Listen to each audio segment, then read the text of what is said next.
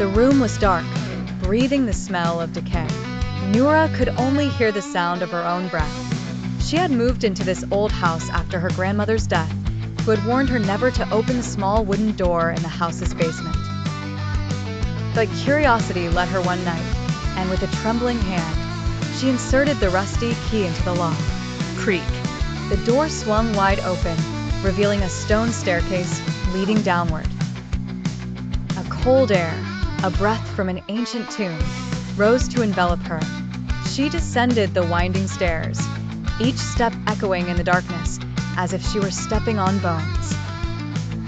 Below, there was a wide hall, and in its center, a massive mirror covered with a black cloth. A faint whisper pierced her silence. "Lift it, I want to see."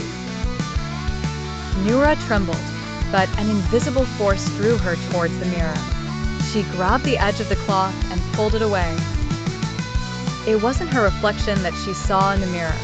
It was her bedroom, but everything in it was inverted, and a figure was standing in the corner, its back to her, wearing the same blue pajamas she had on.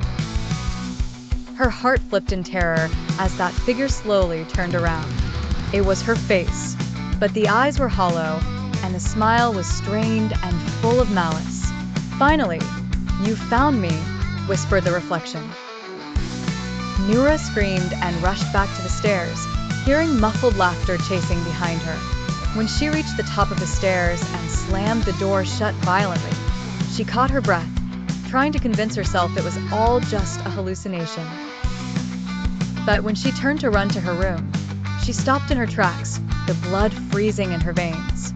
The living room was exactly as she remembered it.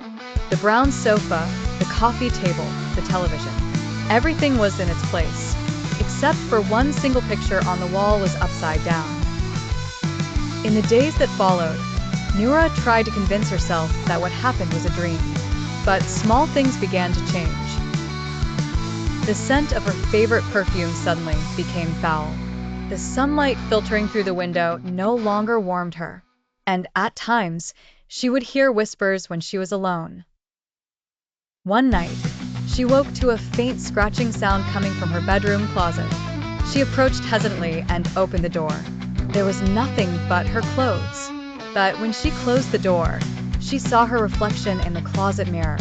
It was smiling at her with a smile she hadn't made. "What is this? Who are you?" Nura screamed at her reflection. "I am you, but the version you locked in the basement many years ago," the reflection replied in Nura's voice with a cold, strange tone. "You forgot, didn't you? When we were children, you played near that door, and you fell. Your grandmother was scared and hid me there. You never got out. You were still there." Nura collapsed on the floor, her memory tearing apart. Flashes of the past flooded in, her falling into the darkness, her screams, then nothing. Could she be the ghost? Had she been dead all this time?